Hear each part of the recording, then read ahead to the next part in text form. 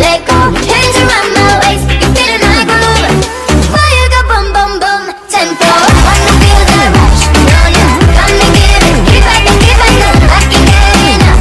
No, no, keep at the, no, no, no, no, no, no. Wanna feel the rush, no, no. Come and give it, keep at the, I can't get enough. No, no, keep at the, tempo. Cùng bên nhau đón Giáng sinh, trao tặng nhau những chân tình để thêm ấm áp giữa đêm mùa đông. Từ trên cao tuyết đã rơi, những thiên thần bay khắp trời. Nào ta cùng hòa nhịp Giáng sinh. Bên nhau đón Giáng sinh, trao tặng nhau những chân tình để thêm ấm áp giữa đêm mùa đông. Từ trên cao tuyết đã rơi, những thiên thần bay khắp trời. Dòng thời gian trôi, sau bao ngày tháng mới một người, một mùa Noel cùng em tới. Mọi đêm thức rơi, bao nhiêu người háo hức nói cười, trẻ con ríu rít hát vang trời. Thật là vui như thế, tuyệt vời như thế, bao trái tim hoa nhịp say mê. Từ mai chỉ ngày mai tới giấc, mọi người sẽ dối, ta đến với nhau không cánh giờ. Nhau đón Giáng sinh, trao tặng nhau những chân tình để thêm ấm áp giữa đêm mùa đông. Từ trên cao tuyết đã rơi, những thiên thần bay khắp trời. Nào ta cùng hòa nhịp Giáng sinh. Giáng sinh đã đến rồi, lung linh, Giáng sinh đã đến. Lung linh, Giáng sinh đã đến rồi, lung linh, Giáng sinh đã đến. Xung quanh ta như là chân bước trong tranh, ngập tràn những món quà lấp lánh. Dòng người trôi nhanh, những giấc mơ sẽ nát âm thanh, hòa trong đêm Giáng sinh an lành. Thật là vui như thế, tuyệt vời như thế, bao trái tim hoa nhịp say mê. Từ mai cho ngày mai tới giấc, mọi người sẽ dối, ta đến với nhau không cánh giờ. Nhau đón Giáng sinh, trao tặng nhau những chân tình để thêm ấm áp giữa đêm mùa đông. Từ trên cao tuyết đã rơi, những thiên thần bay khắp trời. Nào ta cùng hòa nhịp Giáng sinh. Giáng sinh đã đến rồi, lung linh, Giáng sinh đã đến. Lung linh, Giáng sinh đã đến rồi, lung linh, Giáng sinh đã đến.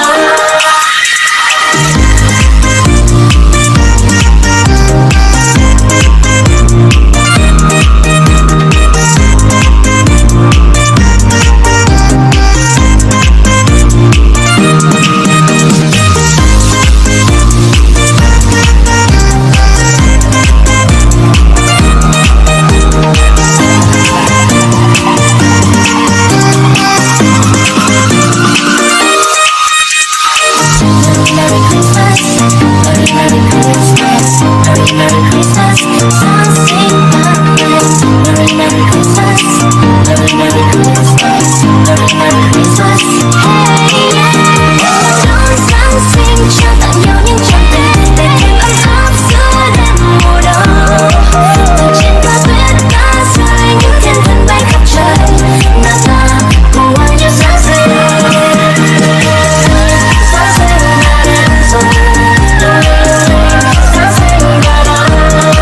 Lung linh, Giáng sinh đã đến rồi, lung linh, Giáng sinh đã đến.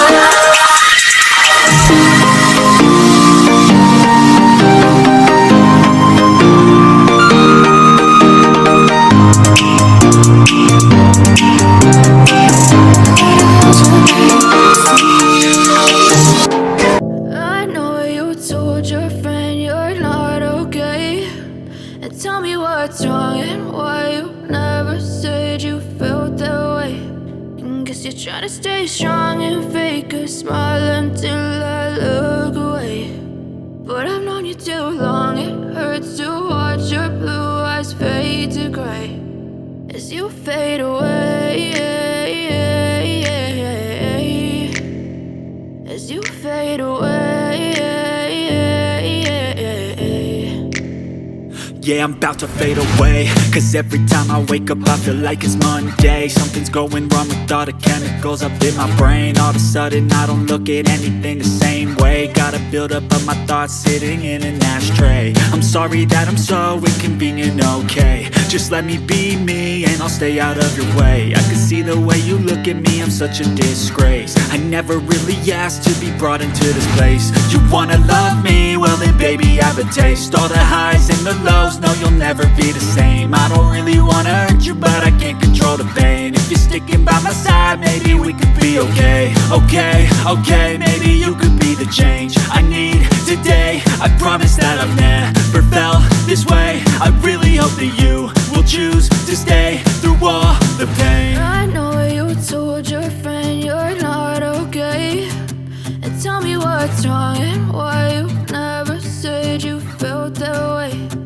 Guess you're trying to stay strong and fake a smile until I look away. But I've known you too long, it hurts to watch your blue eyes fade to gray as you fade away. As you fade away.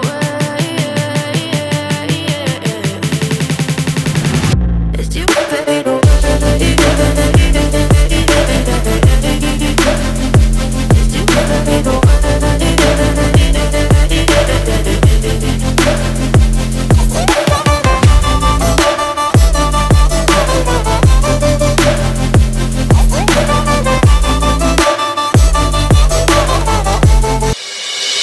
Cùng bên nhau đón Giáng sinh, trao tặng nhau những chân tình để thêm ấm áp giữa đêm mùa đông.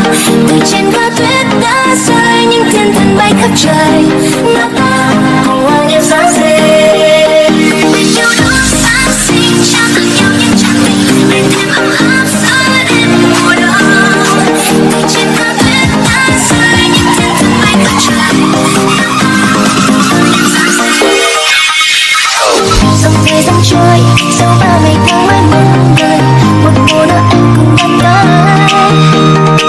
Mọi đêm thức rơi, bao nhiêu người háo hức nói cười, trẻ con